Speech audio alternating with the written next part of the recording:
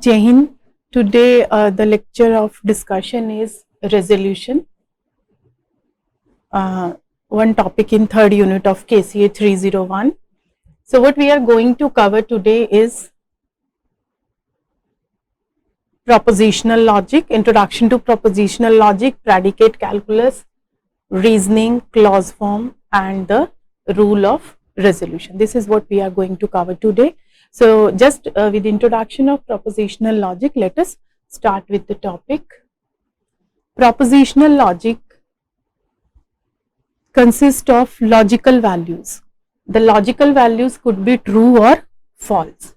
When we are having propositions, these are the sentences which are atomic, that is they are treated as individual units and there is no internal structure and have a single logical value, either true or false. For example, if I say it is hot today or it is raining, so it will be true or false, no other value it will assume. So this is a proposition. What else we have in propositional logic? That is operators. When we are having operators, it could be unary, which works on one operand, and it could be binary. And what it will yield? The operators, the logical, the propositional logic operators will yield logical values, that is true or false only. What are the general operators? That is and, or, not and, implies. Predicate calculus. In predicate calculus, we are having propositional logic plus some other concepts like functions, quantifiers and all. The predicate calculus is actually propositional logic plus quantifiers, variables, function, and these are called first order logic. The predicate calculus includes all the propositional logic, that is true and false values, their variables, the logical connectives, that is the operators, and or, not, implication, negation. It may have some constant. For example, King John is a name, 2 is a value. Some predicate, for example, brother A comma B. So A is brother of B. It is a predicate. It will assume value. These predicates are actually conditions. It will assume value true or false. We are having function, for example, the calculation of square root. We are having quantifiers. We are having two quantifiers, for all and there exists. For all means the predicate is true for all values, and there exists means the predicate is true for at least one value. There is one value existing for which it is true. So this is our predicate calculus and propositional logic. In propositional logic, when we add constants, predicates, functions, quantifiers, etc., it becomes first order logic. So now the point is, we need to infer from these given facts. What are the facts which are always true? If we are given some facts, means some truth values are given for which the propositions are true, then we need to make the conclusions. So when we are having this problem of premises and conclusion, there are two ways to do. One is forward reasoning and the other one is backward reasoning. In forward reasoning, when we are given a collection of logical expression, that is premises, and we are trying to prove some additional logical expression, that is conclusion. So in forward reasoning, we start with applying inference rules to the logical expressions we have. Whatever logical expressions are given to us, the facts, then we apply the inference rules to this and we stop if one of the result is the conclusion. That is, we start from the given rules, given expressions, and then we apply some rules, we get another expression and we go on applying these rules until our conclusion is found. This is our forward reasoning. In backward reasoning, we do the reverse work. What is backward reasoning? We start from the conclusion we want and try to choose inference rules that will get back to the logical expression we have.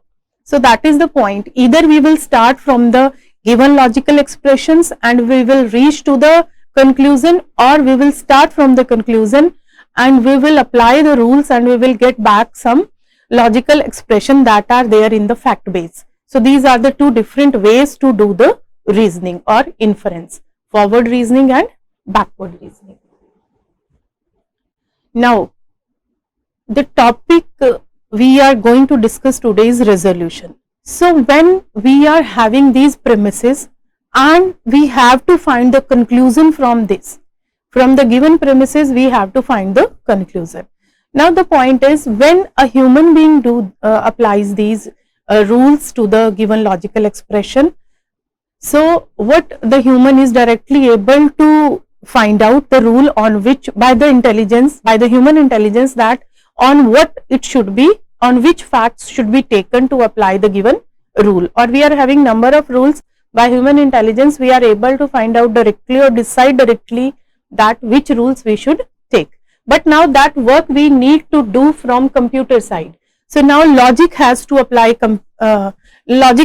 is to be done by the computer, the inference is to be done by the computer. So it becomes infeasible sometime. Why? Because we are having a large collection of facts, a large collection of possible transformations. At every step we need to choose the rule to apply, whatever application, whatever transformation we can do. So we are having large collection of that. So firstly we need to choose a rule that is to be applied, and the rule is to be applied on some facts. So what we need to choose one or two facts to which you might be able to apply the rule. It means we need to choose the rule as well as the facts on which the rule will be applied. So if we are having n facts and n potential ways to apply a single operand rule, and we are having n into n minus 1 potential ways to apply a 2 operand rule, means for unary operator we are having n potential ways, and for binary operators we are having n into n minus 1 potential ways to find out to apply the rule on these facts. Now whatever is coming, that we add, whatever is the result, that is the new fact. We add the new fact to the ever expanding fact base. It means our fact base is also not fixed. We will have some initial facts, then we will make some conclusions, and those conclusions will also be added to the fact base. So in this way we are having ever expanding fact base. So this is the point which makes the computer inference almost infeasible. So the point is, what is making it infeasible? That is the search space, which has become, which is actually very, very huge. We are having a large collection of facts which is going on expanding after applying the different rules. Now the resolution. What is the resolution? Resolution is a rule in which we transform each of the fact into clause form, into particular form, which is called clause form. When we are having the clause form, then we can avoid this problem of selecting the rule from existing so many rules just by applying a single rule, which is resolution principle. The resolution principle is applied to a pair of clauses. Clauses are closed with respect to resolution, that is, when you resolve two clauses you get a new clause. So if two clauses will be resolved, that is, resolution will be applied on the two clauses, again we will get a clause form only. It is closed with respect to resolution. The new clause which we are getting, that will be added to the fact base. So the number of facts we have, that grows linearly. But what is the problem still? That we are avoiding the problem of choosing the rule, because we have converted, we convert all the facts into the clause form and then we apply the resolution rule. But we still have to choose a pair of facts to resolve. That is the job that is still left with us.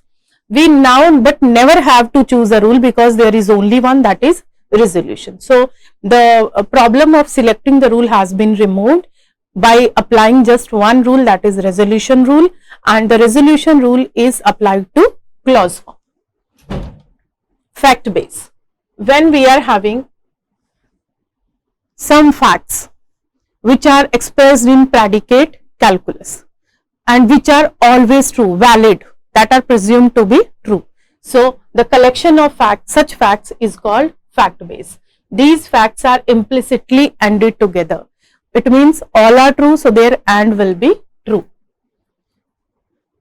For example, we are having a fact base in which first predicate is, if X is seafood, John likes X, where X is a variable, shrimp is a seafood. So here if we see, we are having two facts. Both the facts are true because fact is whatever is presumed to be true, it is valid. If X is pasta, Mary doesn't like X because Mary doesn't like pasta. Another fact. Spaghetti is pasta. So this is our fact base. Now see, we are having two facts in which we have used variable X. But here X is having scope in this particular fact and this X is having scope in this particular fact. So where X is a variable in the first one and this X is different from the previous one because it is part of the different fact. Clause form. Now we have just discussed that if we convert all the facts into clause form, then we can apply resolution to the facts, and by applying just one rule of resolution we can avoid the problem of selecting the rules from list of existing rules. So what is clause form? A clause is a disjunction of zero or more literals, some or all of which may be negated. It means it is disjunction and negation is allowed. So a clause is having only two things here, that is disjunction and negation. For example, X sinks or X dissolves in water or X is not denser than water. So if we see this particular example, this is one fact. In this fact, either we are having disjunction, that is or we are having the negation. Okay, so this is one example of clause form. It is using or and not, and they do not use and, implies or other quantifiers for all there exists. So that is the restriction on clause form. The clause form only contains or and negation. The impressive part is that any predicate calculus expression can be put into the clause form. So whatever expression is given in logic, that is logical expression, that can be converted to this clause form, and because all the facts can be converted to clause form, that's why we are able to apply the single resolution rule. And now it's turn to learn the resolution rule. What is the resolution? If we are given two facts such that one fact is having X or Y, so we are taking example here of X, not of X or Y. So first thing that we can observe is it is in clause form. Either we are having negation or we are having OR operation. So if I see these, in this one variable is X, that is present in non-negated form, and the same is present in second clause in negated form. So what we have to look for to apply for resolution, we should have one literal, one variable in one in negated form and in second clause in non-negated form. So two clauses can be resolved if a particular variable is having in negated form in one clause and non-negated form in second clause. So if I see here X is non-negated, here X is negated. So after resolution, after resolving these two clauses, what we will get in answer? The other values, ORing of disjunction of other values, that is Y and Z. So what are the other value? Y and Z. So it will be the clause Y or Z. So we can understand with logic also that if X is true, or X is false, only two possibilities are there. So when X is true, it means the first clause may be true because of X only. But if X is true, then not of X will be false. So if I talk about the second clause, in second clause, what is there? Not of X. It means this particular clause cannot be true because of X. it will be true because of Z. So if we do ignore Y, then Z should definitely be true. If I see reverse, it means X is false. If X is false, it means the first clause can be true only if Y is true, and the second one can be true because of X. So we can ignore Z. It means the two cases are there of X being true or X being false. So definitely either Y will be true or Z will be true. When we are able to infer that either Y will be true or Z will be true, then definitely we can make this conclusion that Y or Z will be true, because disjunction is true when any of the operand is true. And we have already discussed through logic that Y or Z, at least one will be true if the other one is having, the other part of the clause is having the same variable name. In one it is in negated form, in one it is in non-negated form. So this is our resolution principle. So let us understand with an example, other example. If I am having these variables, this proposition, hungry or fasting, this is true. Not of hungry or had dinner, this is true. So when both are true, now we can see that here we are having hungry non-negated form, and of hungry here it is negated form. So when we are finding a variable in one as non-negated and in other as negated, so we can easily apply the rule of resolution. In the result, what we will get, the other parameter, fasting or had dinner. This is our resolution principle.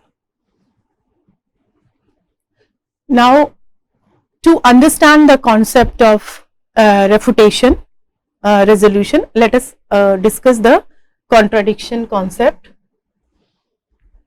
When we are having this fact base, there can be a special case. What is the special case? A special case occurs when the result of a resolution is empty. Means when you will resolve, you will get the resolvent. In last slide, we have seen that the resolvent was Y or Z after applying the resolution on X and not of X. So after applying this, we have got this. So now see,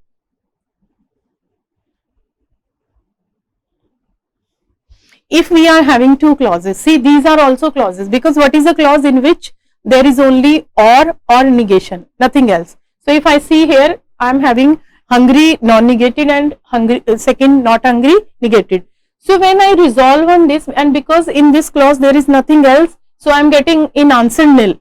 What does it mean? It means it could not be the case that hungry is true as well as on the same time not of hungry is true. Both cannot be fact. Okay, because fact is something which is always true and it is part of fact base. So when hungry is true and not of hungry is also true, it is not possible in fact base. It means there is some problem. So the resolution will nil, and this nil specifies that the fact base is inconsistent. Whatever facts we are storing, they are not consistent, they are contradicting each other. For example, we are saying hungry as well as not hungry. So this is the concept of contradiction. Now with this concept of inconsistent fact base, we can apply the proof by contradiction with help of resolution also, and that is called refutation resolution. So what we will do in refutation resolution, we will apply the concept of contradiction. As we know that in the way of proving by contradiction, what we do, whatever we need to prove, we take negation of that, and we prove that the assumption that assumption initially we assume, that is negation of whatever is to be proved.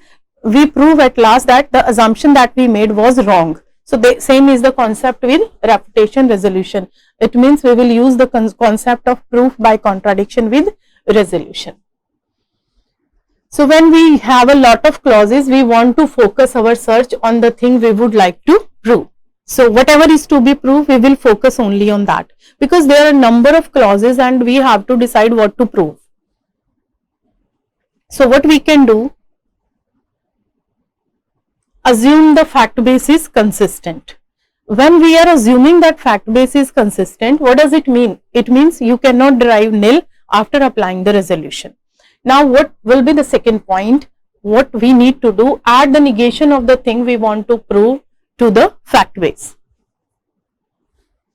and then show that fact base is inconsistent. So see what we have done, we have used the concept of proof by contradiction. So we are having the fact base consistent, and we are assuming that fact base is consistent, and we are taking the negation of thing that is to be proved. It means we have added something which is not there. Okay, so that will make our fact base inconsistent. This is the concept of refutation resolution. Conclude the thing we want to prove. Now let us understand the concept with an example. So we are having these facts here. It is raining or it is sunny. It is sunny. If it is sunny, then, because it is implication, so if then is there. If it is sunny, then I stay dry. If it is raining, then I take umbrella. If I take umbrella, I stay dry. Now what we want to do, we want to apply resolution. So what is the first condition of resolution? It should be in clause form. So when it should be in clause form, what does it mean? It means the sentences can only have negation or can have or. So let us take the first one. It is raining or it is sunny. So if I see this one, in this only I am having disjunction operation. So as I am having disjunction operation, I can say that this is in clause form. Okay. Now second one. What is second one? If it is sunny, then I stay dry. Now see, in this we are having implication, and in clause form we cannot have implication. It means we need to convert it to the clause form. So first thing what we need to do, what is present here, that is implication. Implication is present, and we know that P implies Q, and implication is logically equivalent to not of P or Q. These two expressions are logically equivalent. So what we will do, we will apply we will remove the implication by applying this logical equivalence. Okay, so it is sunny implies I stay dry can be converted to clause form using this particular equivalence. So what we have done, it is P, it is Q, so not of it is sunny or I stay dry. So the second is second fact has also been converted to clause form. Same the third one and the fourth one. Okay, now what to prove? This is our fact base. Now what to prove? We want to prove that I stay dry. So if I take the concept of refutation resolution, what we will do? We will take these clause form plus we will augment to this, we will add to this fact base the negation of the proof that is to be done. What is to be proved? I stay dry. So we will take another clause that is negation of this, and we will add it to this. So now what we are saying? We are saying that our fact base is consistent. Okay, now when we are saying our fact base is consistent by adding not of I stay dry to the fact base, and if we get null after nil after applying resolution, it means our assumption was wrong. So let us try to prove this. So we are having now fact base, and we can see that all the facts are in, all the facts, 5 facts, those are in clause form. So we are having 1, 2, 3, 4, 5 facts. If I consider fifth and second, so if I see here, I am having I stay dry non-negated, and in fifth I am having not I stay dry. So I am got 2 clauses, in one I stay dry is there, and in second not of I stay dry is there. It means I can apply resolution. So by applying resolution on I stay on second and fifth, what we are getting, the other variables in the clause form. So what are those? Not it is, not of it is sunny. So we have got from resolving 5 2, we have got the resolvent not of it is sunny. Now we have got this, so we can apply this with other value. So this 6 has been resolved with 1, because here I got not it is sunny, and here I am having it is sunny. So it is sunny and not it is sunny is resolved, and now we are getting it is raining. So by applying resolution on 6 and 1 sixth and first fact, we are getting seventh one, that is it is raining. Okay, now from 5 and 4 we can see again that it is I stay dry and not of I stay dry. So from these we are able to get here not I take umbrella, not of I take umbrella by resolving. How do we apply resolution? The variable with the proposition or the variable which is having the form non-negated in one clause, negated in second clause, simply remove that and take the disjunction of all other variables present in the logic variables present in the clauses. Okay, so what is that here? Not of I take umbrella. No, now after applying not I take umbrella with 3. So here we are having I take umbrella and we have got here not of I take umbrella. So what we will get here? Not it is sunny. So, sorry, not it is raining. So now see, we have got 7 and 9. 7 is saying that it is raining and 9 is saying that it is not raining, because not of it is raining. So by resolving these, what we got? Nil. And what we assumed initially? We assumed that not of I stay dry is true, and my fact base has become inconsistent after adding that. So what is the point here? The point is the assumption was wrong. Okay, so now we can say that because it is making the existing consistent fact base as inconsistent, it means not of I stay dry is wrong. What is true or is false? What is true? Not of I stay dry. So that is our proof, I stay dry. So in this way we can apply resolution to the given facts. The facts are initially converted to the clause form, and in those clause forms we can find out the clauses in which some variable is having negated form in one clause and non-negated in other form, and then we can apply the resolution principle to get the proof done. Now what is the important concept? Conversion to clause form. Whatever we applied in the resolution, okay, that we need to find out the clause form. So we are having here 9-step process. So let us discuss that, conversion to clause form. What is the way to do? First step is eliminate implication. We have just discussed in proof that x implies y is logically equivalent to not of x or y. So first step is we should remove the implication using these logical equivalents. So if we take this particular example, in this example we are having two implications. For this implication, this is P left hand side and this is the right hand side, and for this implication this is the left hand side and this is the right hand side. So on both sides we will apply the logical equivalence not of x or y, and we will get the implication removed. Now see what is here, Roman x and no x knows Roman.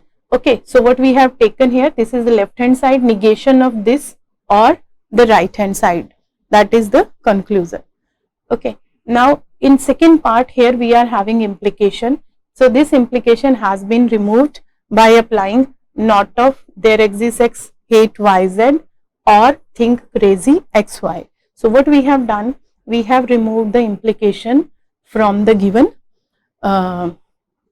proposition, given predicates, logical expression, by using the logical equivalence of x implies by with not of x or y. So after removing the implication, what is the step? We will reduce the scope of negation. What is that? We are having De Morgan's law and double negation law. Not if we are having not of P, then it will become P. By De Morgan's law, not of A and B is same as, is logically equivalent to not of A or not of B. Not of A or B is logically equivalent to not of A and not of B. These are De Morgan's law. So by applying these rules, what we will do, we will move a negation to inside the logical expression as much as possible. That is the reduction of scope of negation. That is our second step. So if we see our previous example, here we are having not of Roman X and X no Marcus. So what we have applied? We have applied De Morgan's law, and negation is propagated inside. The scope has been reduced. Same way, this not of there exists Z hate YZ.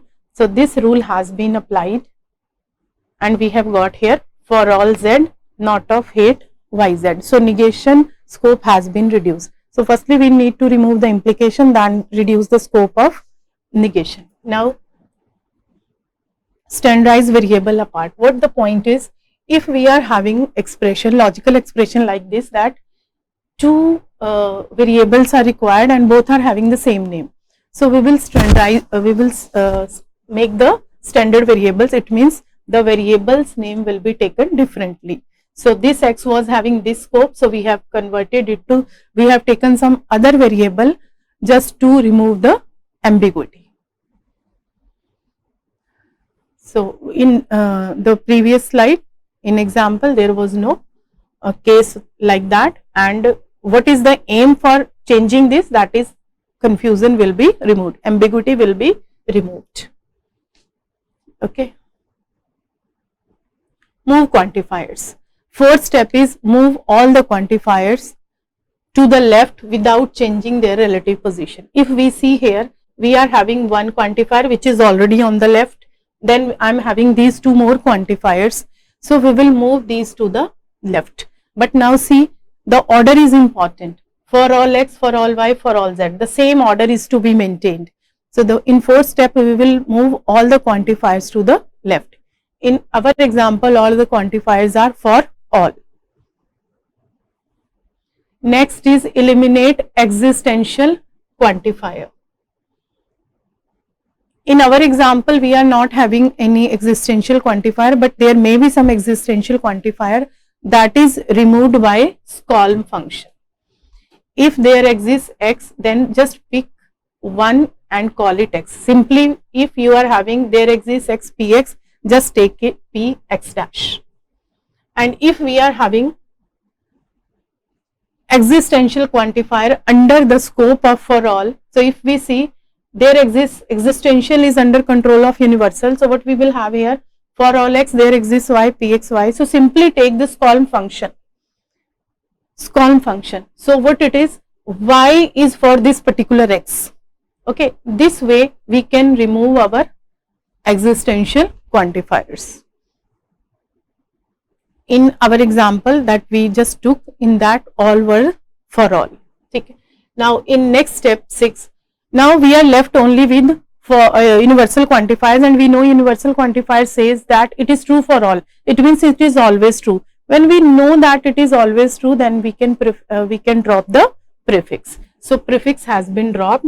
So that is our 6th step. So all the prefixes will be dropped. Now we do not have any prefix. Okay. Now we have removed quantifiers. We have reduced the scope of negation. But the important point is we need to do all the steps in sequence. After 6th step, what we will do? We will create a conjunction of disjuncts. What is that? Wherever we are having any parenthesis, we will open that. In this we were having or, so we have simply opened that. But what could be the case? If there is some and, you need to apply the distributive law. And by applying the distributive law, we will have the conjunction of disjuncts. Now see, all the parentheses we have opened here. Okay. So this is our 7th step. In 8th step, what we will have, if there is some and, because we have we may apply the distributive law in last step. In that case, we will have and of the different parts in our expression. So we will create all those. In this, we are not having any. So what we do, every place we have an and, we break our expression up into separate pieces. So we are having separate clauses here. Now when we have separate clauses, the last step is we will see if there are two clauses which are having the same variable name. If it is there, then we will break that, we will change that.